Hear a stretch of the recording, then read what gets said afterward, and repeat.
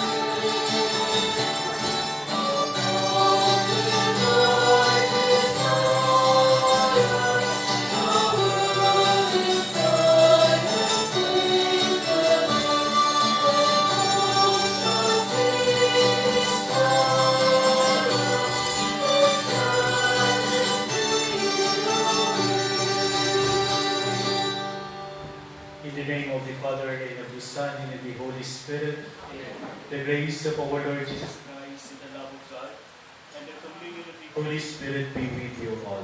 And your spirit.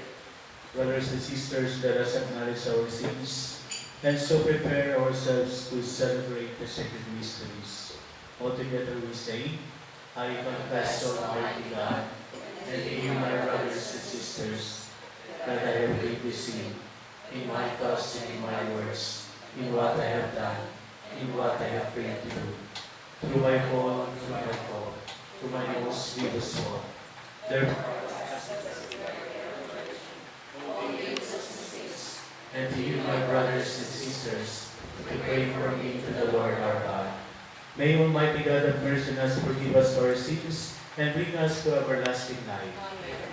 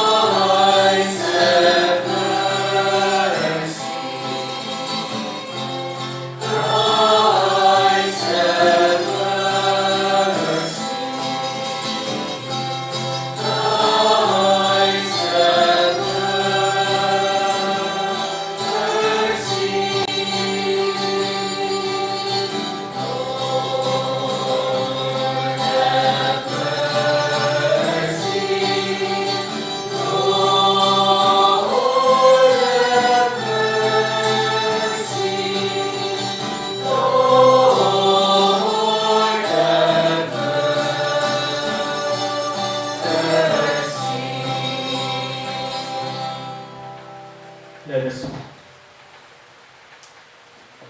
May the splendor of your glory dawn in our hearts.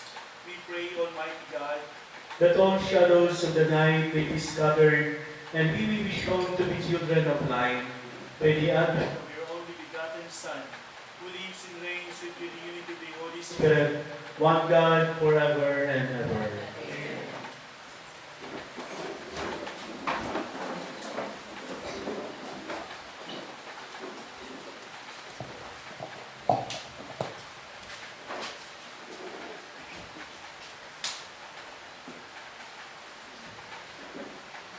The first reading. Elijah was enveloped in a whirlwind. A reading from the book of Sirach.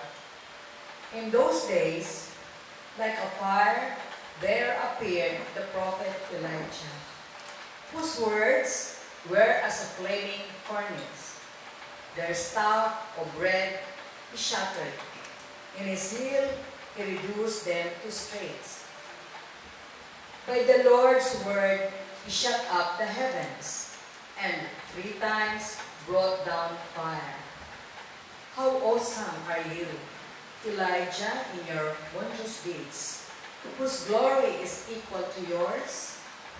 You were taken aloft in a whirlwind of fire, in a chariot with fiery horses. You were destined, it is written, in time to come, to put an end to wrath before the day of the Lord, to turn back the hearts of fathers toward their sons, and to reestablish the tribes of Jacob. Blessed is he who shall have seen you, and who falls asleep in your friendship. The word of the Lord. Thanks be to God.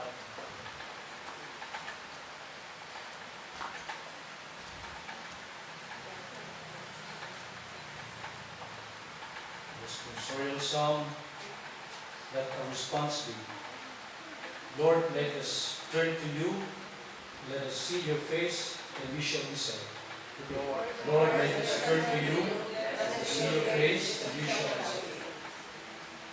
O Shepherd of Israel, hearken, from your throne upon the cherubim shine forth. Rouse your power. Response. Lord, let us turn to you, let us see your face, and we shall be saved. Once again, O Lord of hosts, look down from heaven and see. Take care of this vine and protect what your right hand has planted, the Son of Man, whom you yourself made strong. Response. Lord, let us turn to you, let us see your face, and we shall be saved. May your help be with the man of your right hand, with the Son of Man whom you yourself made strong. Then we will no more withdraw from you.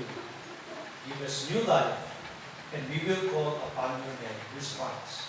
Lord, let us Turn to you, let us see your face, and we shall be saved. Let us all stand to acclaim the gospel.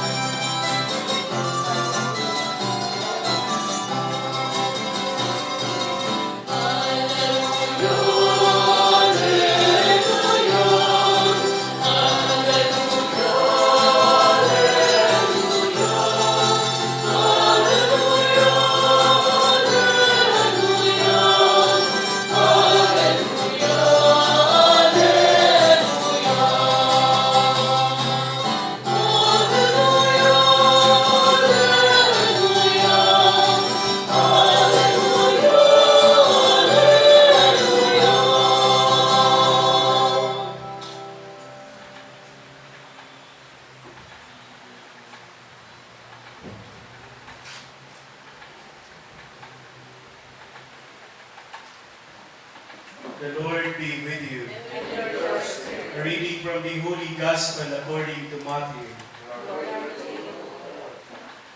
As they were coming down from the mountain, the disciples asked Jesus, "Why do the scribes say that Elijah must come first?"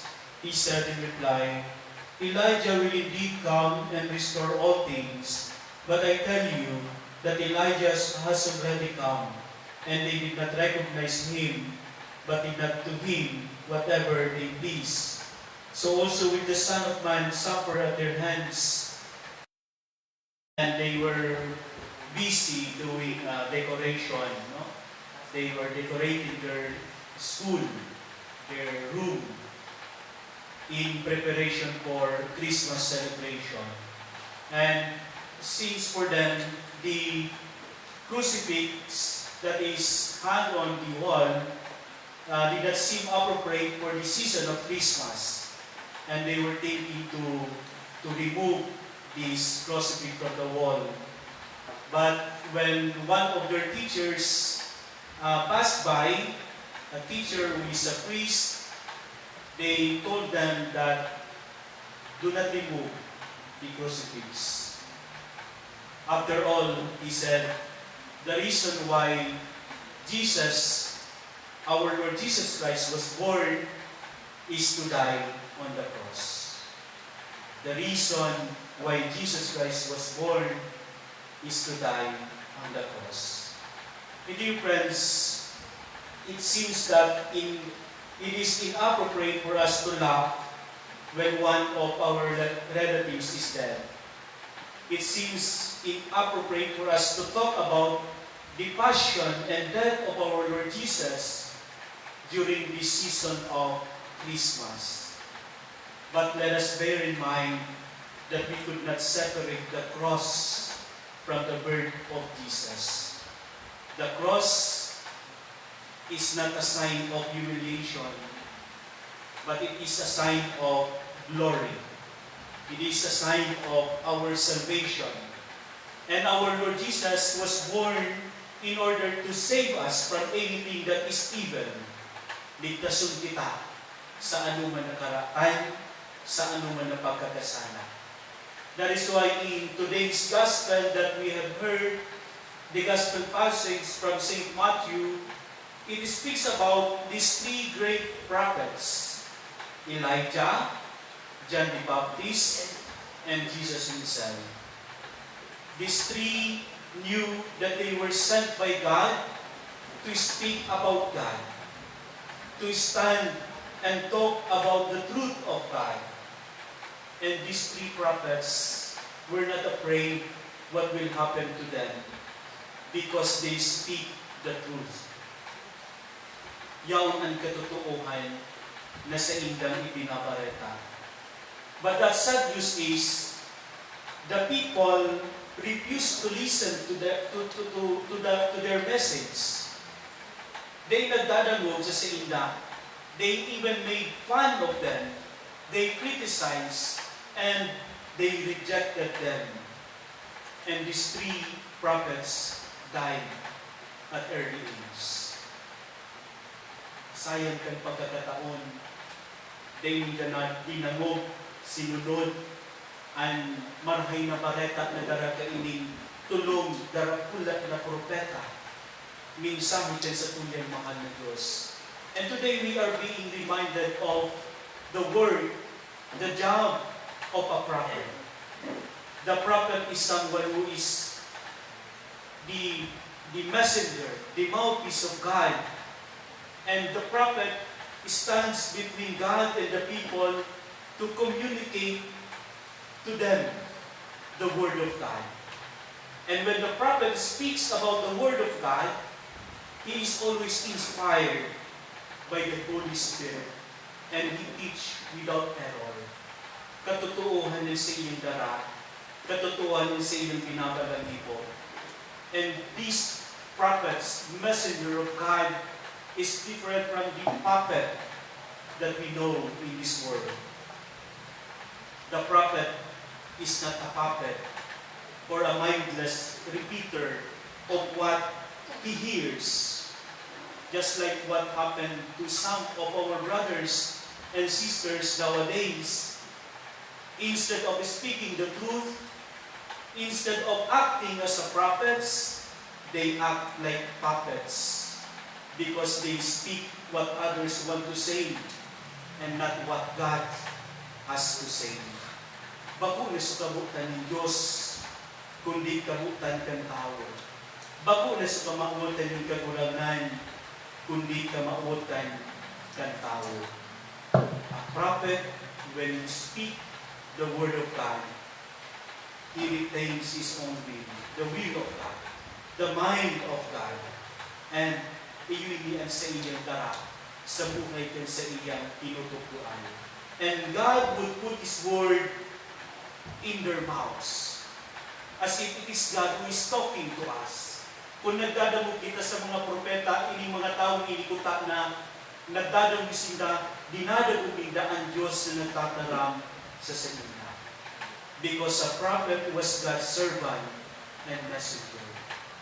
Dear friends, nowadays, the call of Jesus for repentance, the call of the prophets for repentance, continue until this very hour.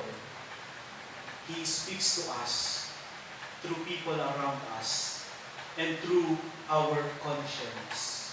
Iyon man ini ang imbitasyon niya sa satuya na magigitang mga propeta tangali na darahuntan kada saro sa pagbabago, darahuntan kada saro sa biyaya ni mahal na Diyos. And we should not ignore it. We should listen to it because to listen and repent is the right way, is the right course of action that we must take in our life. Just like John the Baptist, who prepared the way for Jesus, we too should become the modern day John the Baptist. Kita man dapat itong nagpupurahaw, bako na sa kalantadan, kundi sa presenteng buhay tangunyan in the modern world, we should always proclaim the good news. And we should also gently call for repentance to those within our sphere of environment. Kita man dapat nahihiling, nagiging pangarugan ni pagbabago, ni buhay, ni nulitan ang hiling nila, ang bigaya, ang presensya ni kagurangan sa satuya. And this is for the reason that this is a call of duty for us Catholics. Iba kita ng responsibilidad to bring ourselves, to bring others to Jesus. Iyan magayuno na regalo ta sa satuyang kagurangan this coming Christmas. When we celebrate the birth of Jesus, maatubang kitang bago, maatubang kita, nigulita kita, nag-ako kan sa iyang biyaya. And let us not forget that by the virtue of our baptism, we also become a modern-day prophets, mga propeta kita. And this is one of the triple vision of Jesus, King, Priest, and Prophet. Kita natiras sa pagiging propeta kan sa tuyang kagurangan. And we have the call for repentance and conversion as well. Gabiton tayo.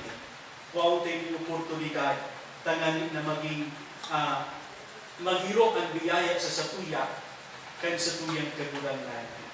Iyon yan pangapudan sa satuya. Not only as we celebrate the birth of Jesus, but we prepare for His second coming. Maabot siya, dadarahon niya kita sa iyang kahalian kung maabutan na kita handa, maliligan sa tuyang puso. So let us not belie these people who did not listen to Prophet Elijah, to Isaiah, to Prophet John the Baptist, who did not listen to Jesus. Madamog kita sa tuyang kagurangan. We should always have time to listen to the messenger of God, to listen to the word of God, to listen to Jesus. You have nothing to lose, my dear friends, if you tread the way of Jesus. Yes, it will not be a walk in the park, but hindi pa gayon na paglakaw-lakaw sana. Iwan yung mga challenges. But if Christ is with you, who will be against you? Nobody, for you have Jesus at your back. Igo kita ng Diyos, igo kita ng kagurangan na makikinakaw sa satuya. He is always there on our side to support us. Kaya hindi kita pagluyahan ng buod na mag-ibukan sa tuyang misyon. Ninulit at ginigiyahan kita kan sa tuyang kagurangan. And we pray and ask for this grace today as we continue to celebrate this Holy Eucharist. With the help and prayer of our beloved Mother Mary. Amen.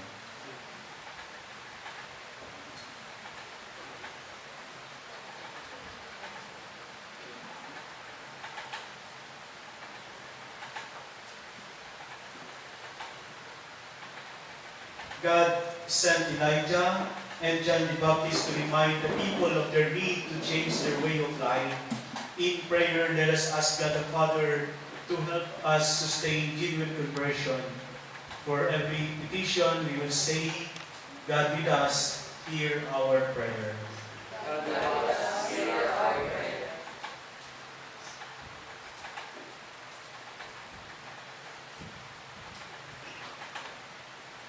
That the Holy Father and the bishops of the Church may inspire people to trust in God amidst life's difficulties. Let us pray to the Lord. That those who are struggling in their that the sick may share in the hope and joy of the Advent season. Let us pray to the Lord. That the dead may enjoy eternal reward in heaven. Let us pray to the Lord.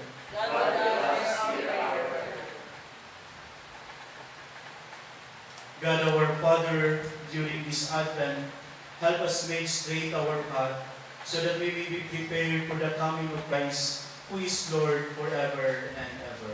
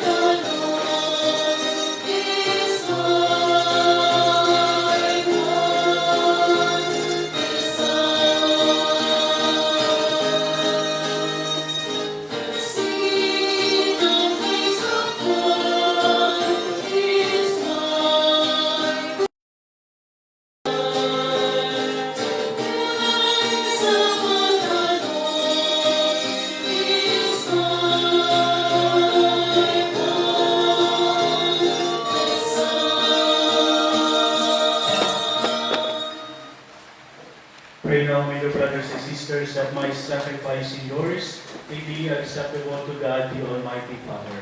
May the Lord accept the sacrifice at your hands for the praise and glory of His name, for our good and the good of all His holy church. May the sacrifice of our worship, Lord, we pray, be offered to you unceasingly to complete what was begun in sacred mystery and powerfully accomplish for us your saving Lord, through Christ our Lord. Amen. The Lord be with you. And your spirit. Lift up your hearts. Lift them up to the Lord. Let us give thanks to the Lord our God. It is right and just. It is truly right and just our duty and our salvation, always and everywhere to give you thanks. Lord, Holy Father, Almighty, eternal God, through Christ our Lord. For all the oracles of the prophets foretold him, the Virgin Mother longed for him, with love beyond all telling. John the Baptist, son of his coming, and proclaim his presence when he came. It is by his gift that already we rejoice at the mystery of his nativity, so that he may find us watchful in prayer and exultant in his praise. And so with angels and archangels, with thrones and dominions, with all the hosts and powers of heaven, we sing the hymn of your glory as we go and we acclaim.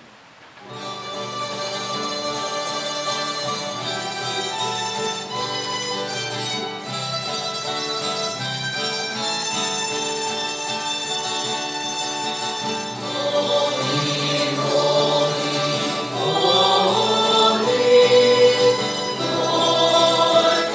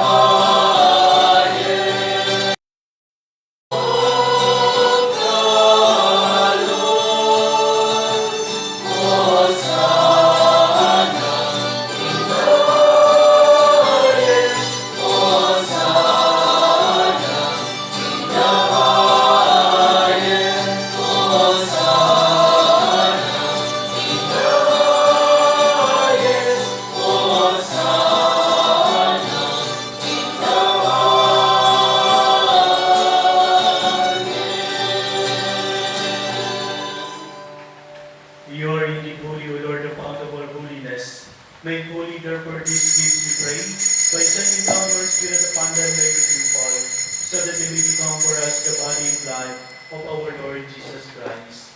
At the time he was betrayed and entered willingly into his passion, he took bread and giving thanks, broke it, and gave it to his disciples, saying, "Take this, all of you, and eat of it, for this is my body, which will be given up for you."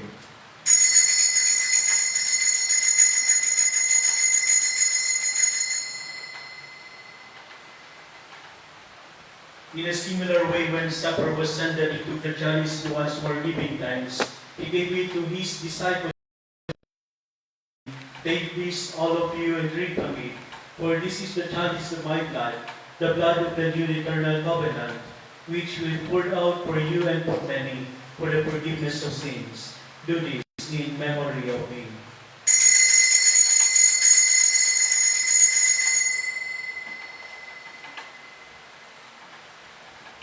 The mystery of faith.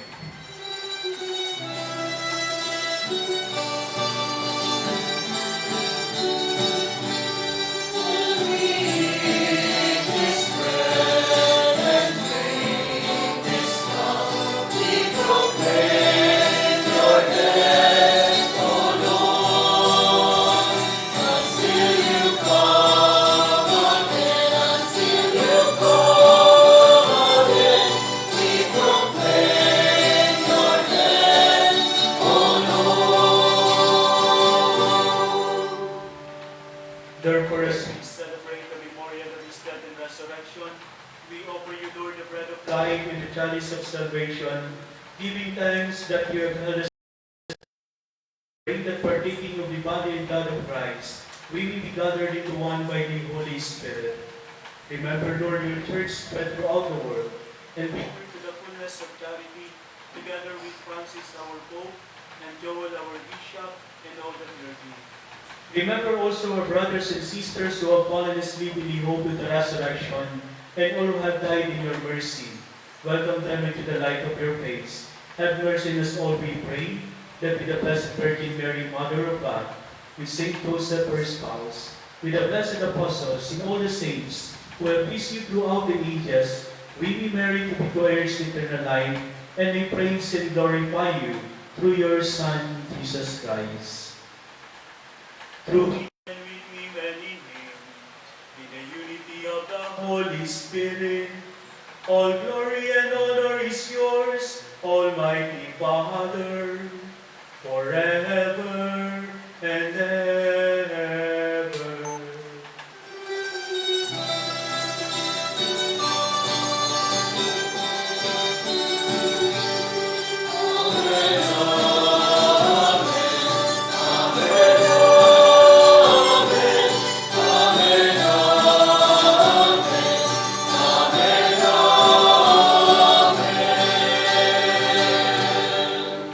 By the Savior's command, born with divine teaching, we dare to say,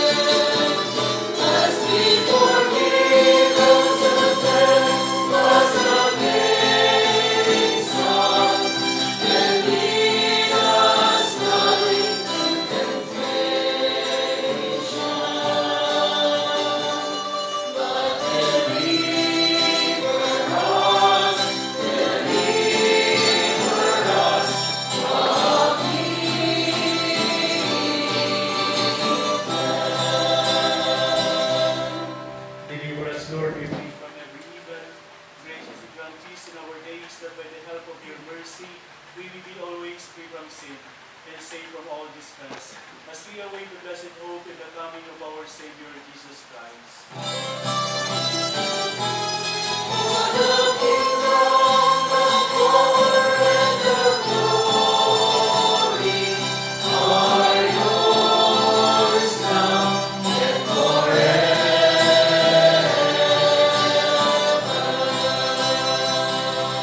Lord Jesus Christ, who said to your apostles, Peace I give you, my peace I give you. Look not on our sins, but on the faith of your church, and grace you together, peace in unity in accordance with your will, who live and reign forever and ever. Amen. The peace of the Lord be with you always. and with your spirit. Let us offer each other the sign of peace. Peace.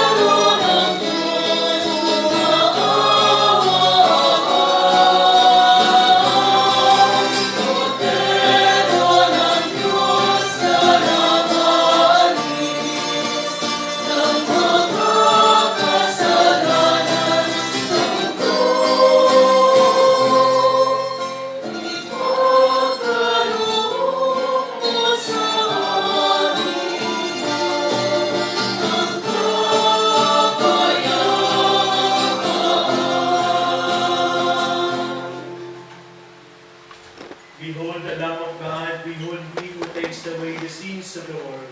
Blessed are those who go to the supper of the Lamb. Holy are you.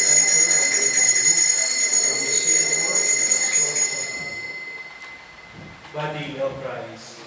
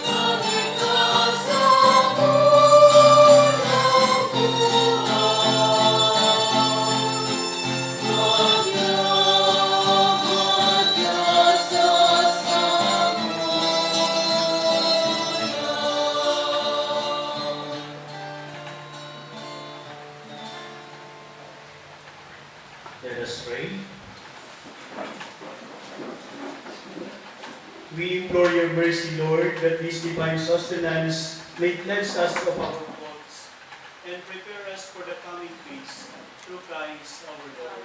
Amen.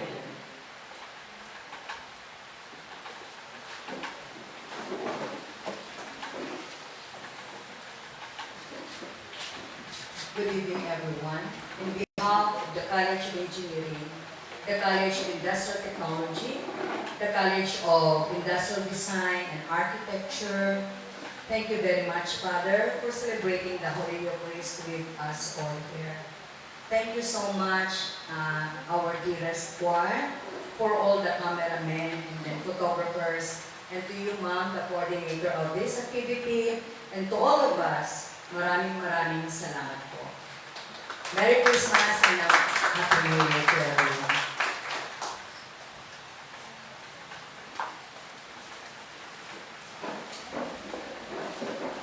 The Lord be with you, And with your spirit. and may Almighty God bless you, the Father, and the Son, and the Holy Spirit. Amen.